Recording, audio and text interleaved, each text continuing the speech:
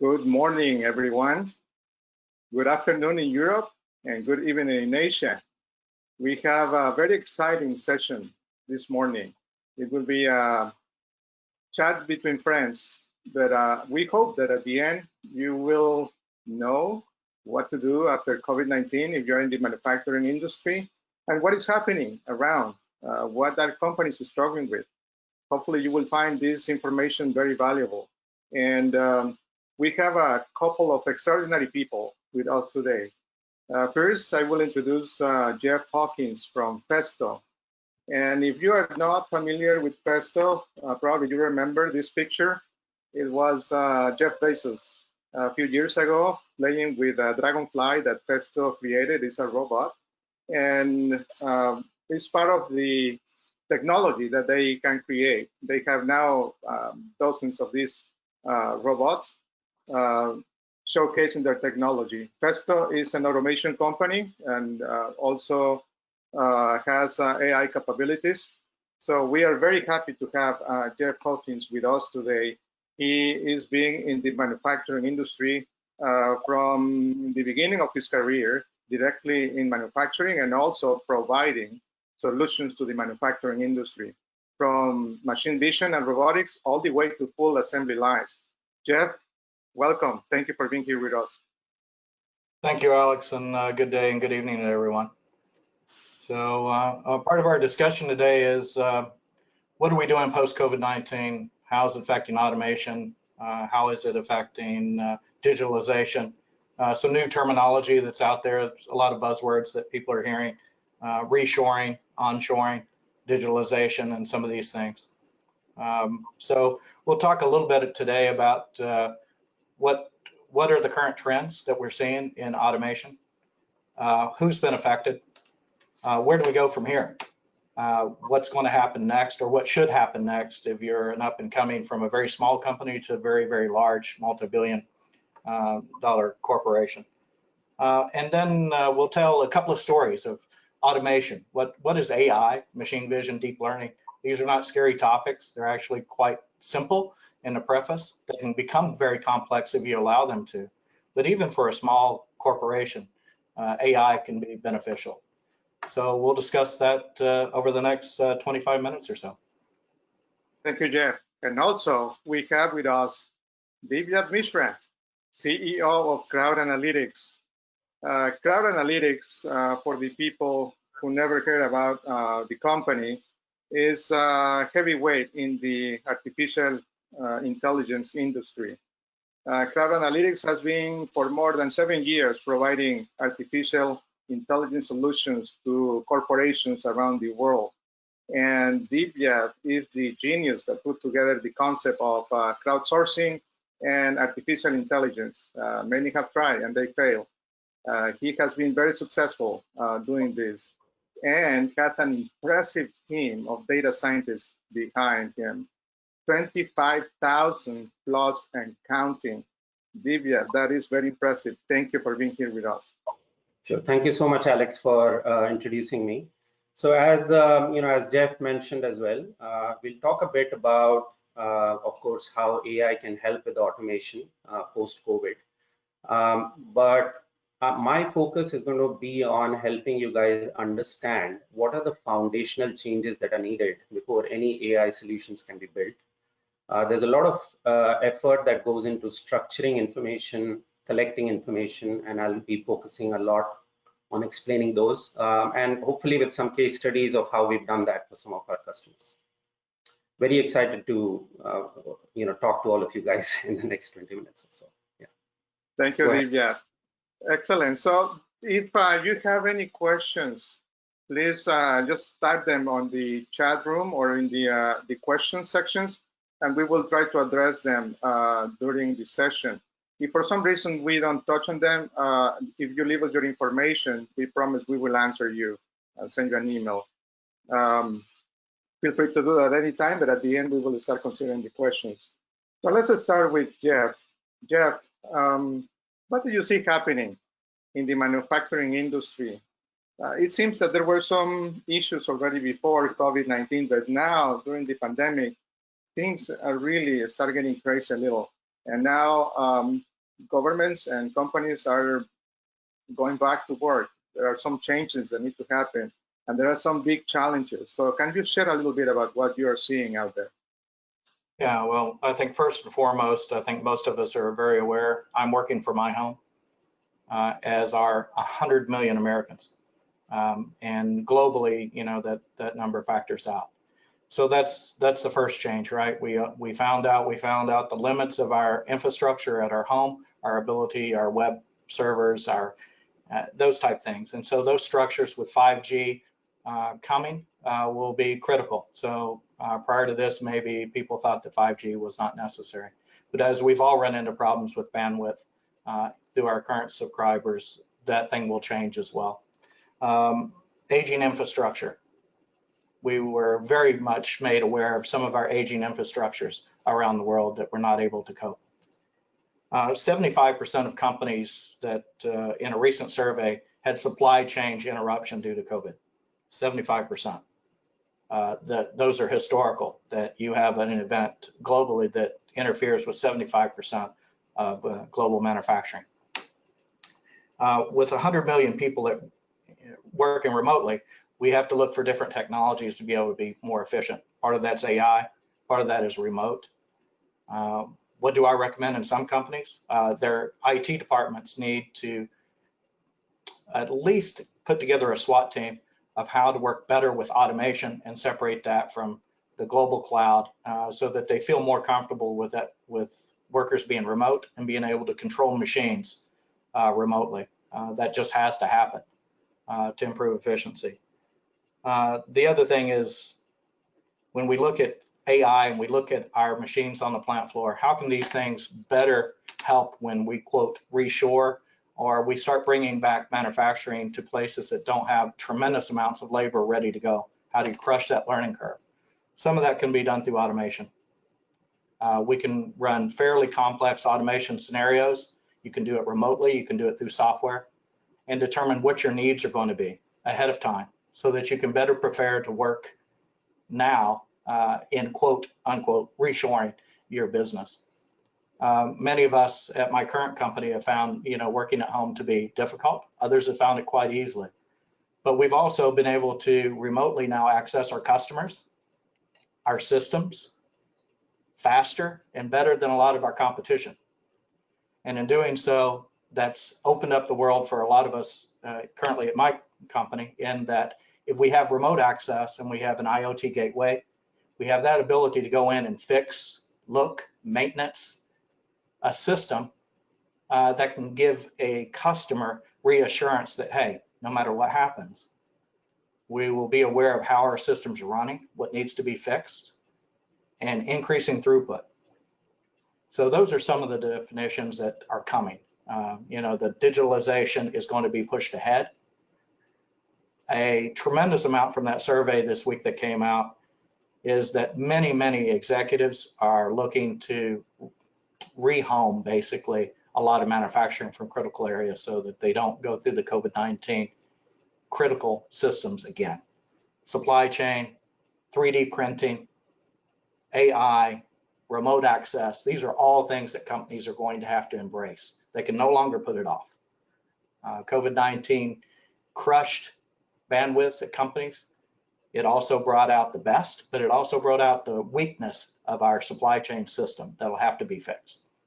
So those are part of it.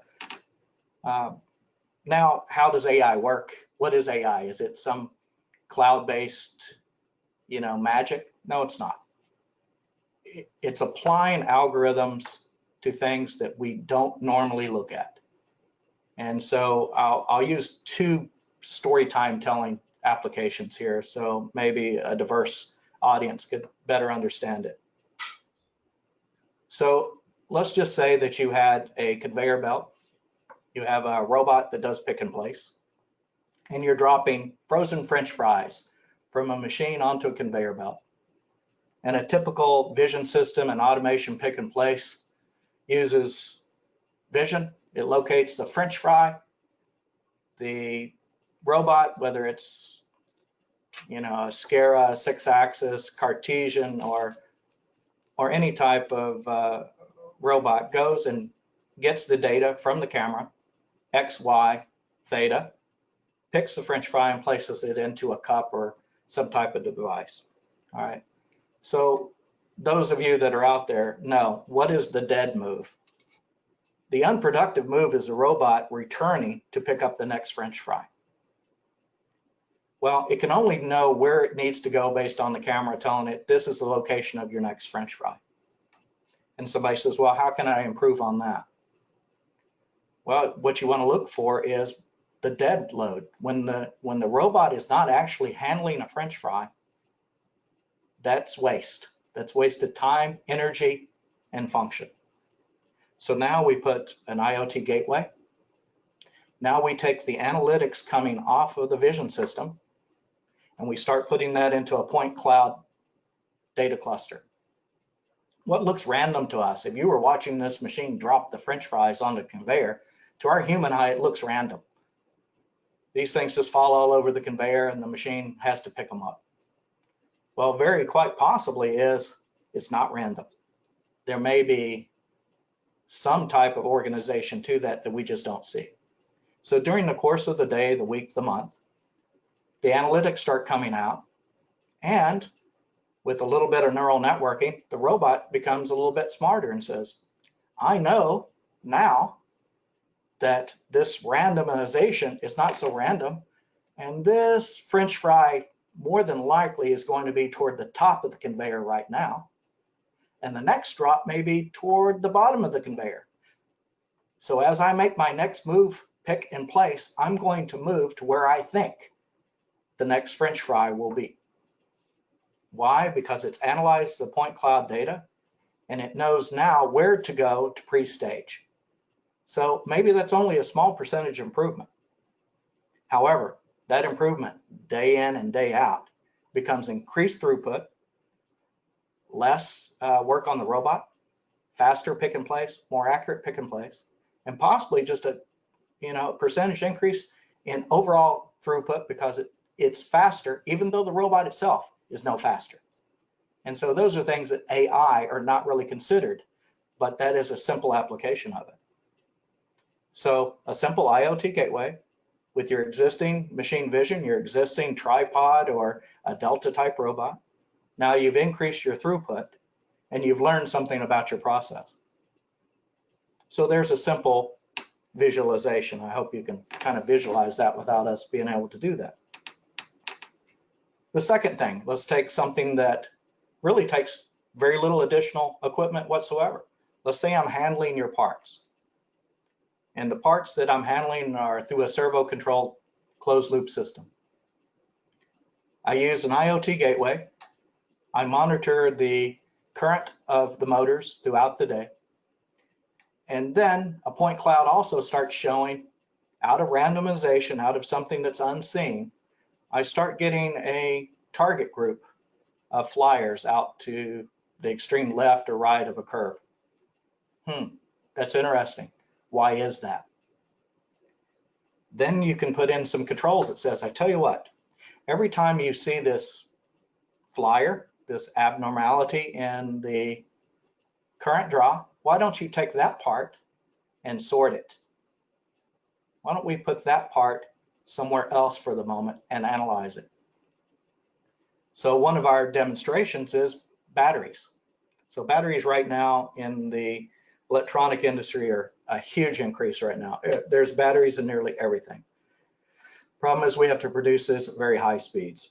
You can't weigh every battery. So now we're handling the battery. Why not know its density and weight? So through just the system we currently have, we have now figured out that some batteries are lighter than others, or some batteries are heavier than others. We can segregate those aside and determine if they're still viable product. So that's just a real basic of an IoT gateway, providing data from machines you already have, from a process that you did not know. So if we didn't weigh scale all of these and you didn't do extreme testing on every single battery, maybe we wouldn't have known that, hey, some batteries just don't have the density of others. They may fail quicker. They may not hold a charge as long. Maybe if you get a tolerance stack where you've got too many of those together, you would have a weaker battery.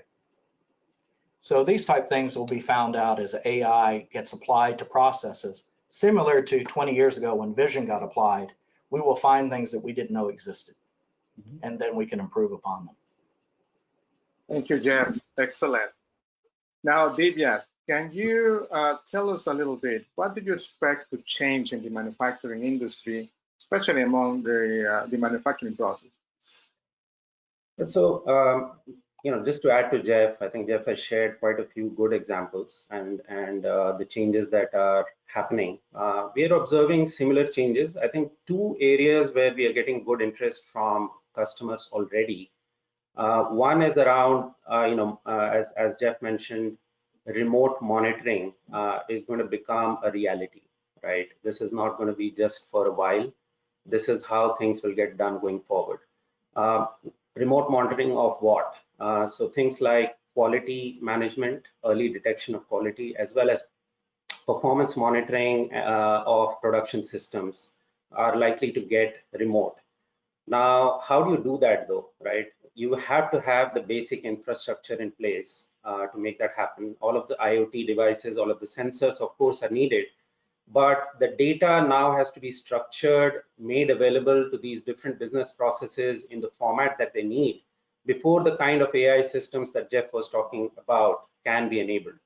So let me kind of take a couple of quick examples to give you on both these things, right? Remote monitoring, and the second one that we are seeing already is, before COVID happened, there was a lot of move towards making everything as efficient as possible, right? The whole focus was around efficiency, doing things cost effectively, but efficiency also means you lack agility.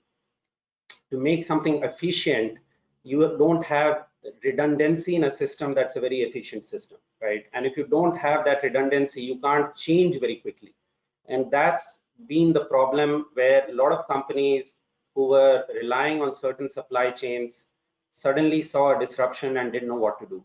So there is going to be a lot of move around systems driving agility for businesses, and I'll give you an example of that as well. So the first example I have is around cement manufacturing. So there's a client that we're working with. Cement is a pretty simple product to understand, so I picked that as an example. I understand all of you are from different industries, but just to give you a quick primer on cement, right? Cement is basically a combination of limestone and clay, and it's the proportion in which you combine it and the temperature at which you heat it and convert it that determines the quality of the cement itself.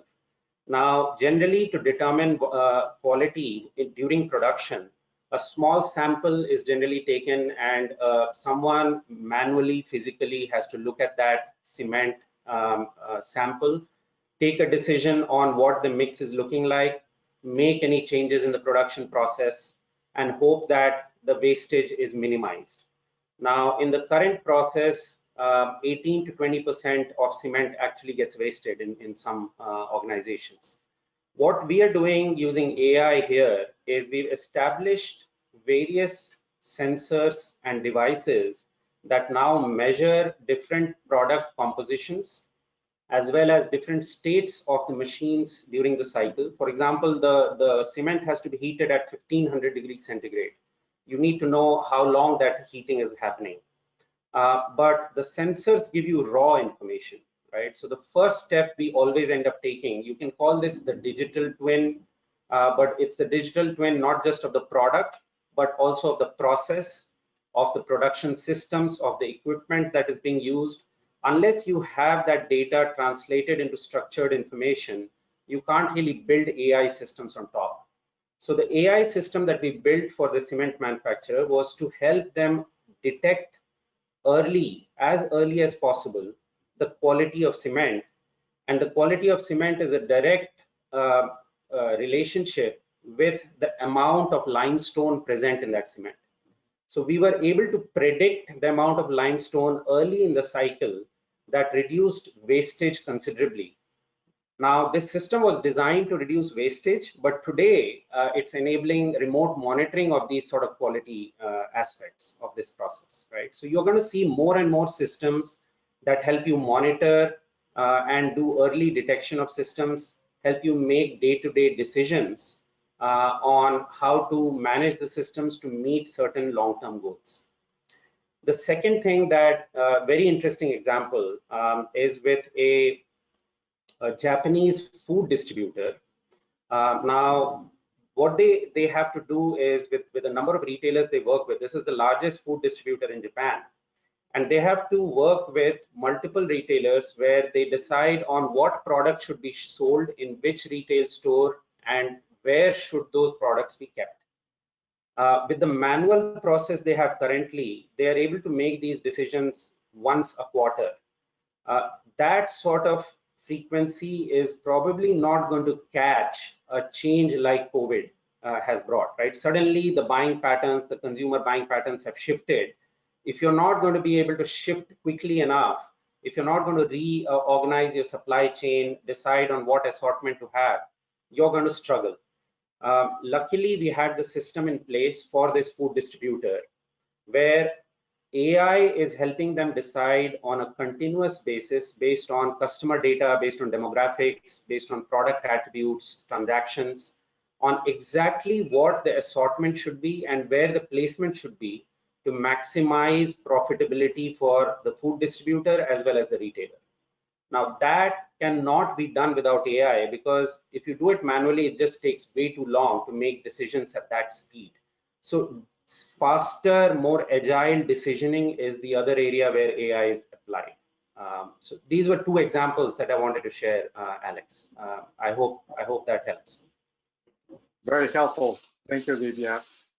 Now I will Jeff show you this next slide. And I can see that your company is deep into IoT and bringing related solutions to the manufacturing industry.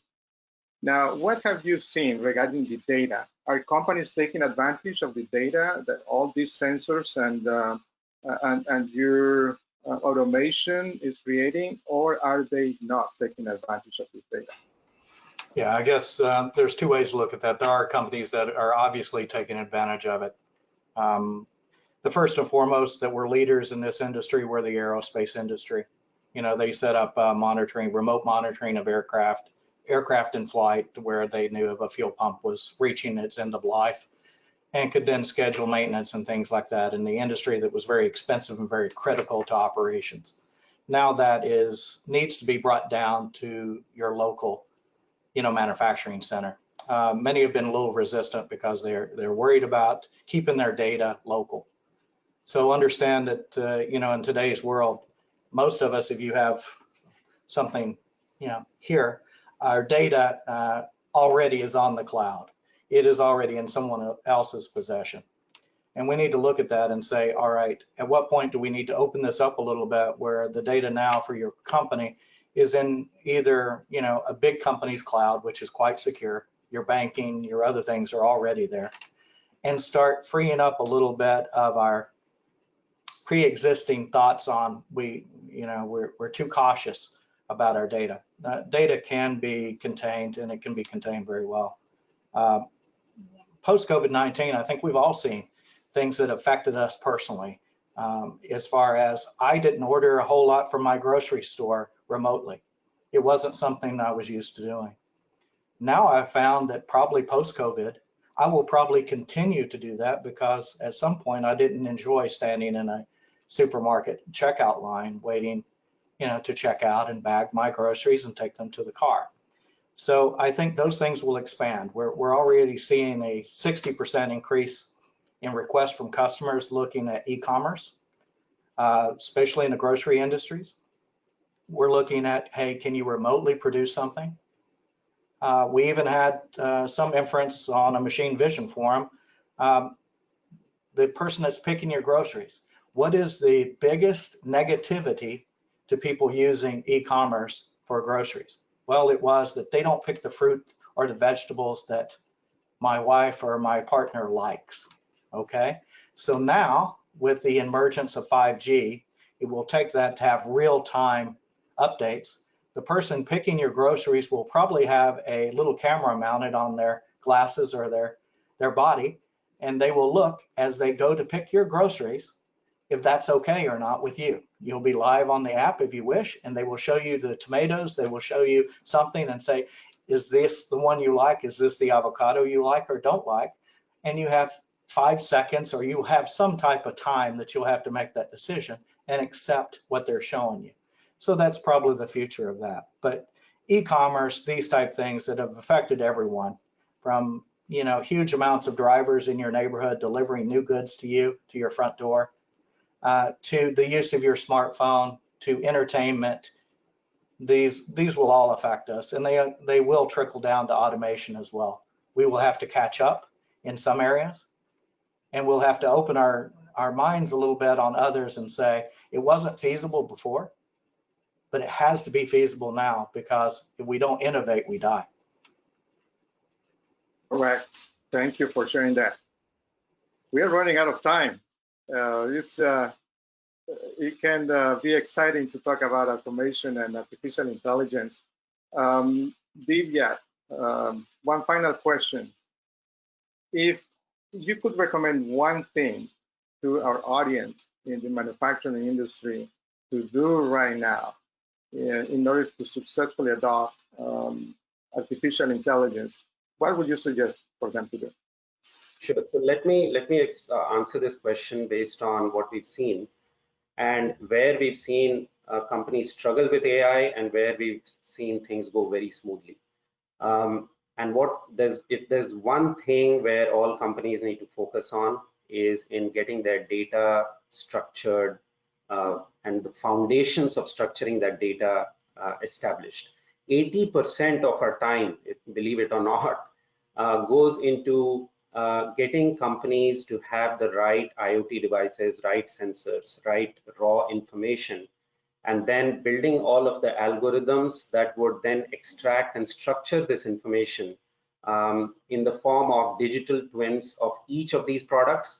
But think in terms of not just digital twins, but digital twins for each process, because information may be the same, the raw information may be exactly the same, but depending on what exactly you're trying to automate, if it's quality or production or just supply chain, the same devices, the same data needs to be interpreted into a very different structured information for that process to get automated. So if there's one thing that you need to do, get your data structured and get that process done foundationally. The rest of it will happen much more smoothly after that. Yeah. Thank you for sharing that. Jeff, same question. What would you suggest, one thing that you would suggest to our audience right now that they need to do right away in order to be successful with the adoption of automation? I would say be open to new ideas. Bring in the experts, sit around, listen to them, do a facilities tour. Come back after a facilities tour, point out, use a Pareto chart and say, these are some of the bottlenecks we see. What do you see? Compare the two. Find ways to come to a mutual solution that may be beneficial to your work or your business. And do it today. Tomorrow, I think this whole pandemic, I believe, caught everyone off. Who would have thought that 75% of the world's logistics would be interrupted? I don't believe anyone thought of that other than a world war.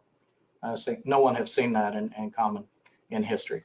So let's plan for the next one today instead of tomorrow. Yeah. Thank you very much. Jeff and Divyabh, thank you for your contribution to this session. We unfortunately ran out of time, and we do have some questions, and we will address them to the persons that asked them and send them an email. Also, if you want to know a little bit more about what we discussed here today, feel free to contact me, and I will be happy to introduce you to Jeff or Divyabh. For now, we run out of time. Again, thank you for being here. We will probably have another session soon, since the audience was just great today. Thank you very much. We will see you soon. Thank you, everyone. Stay safe and healthy. Bye-bye. Yeah.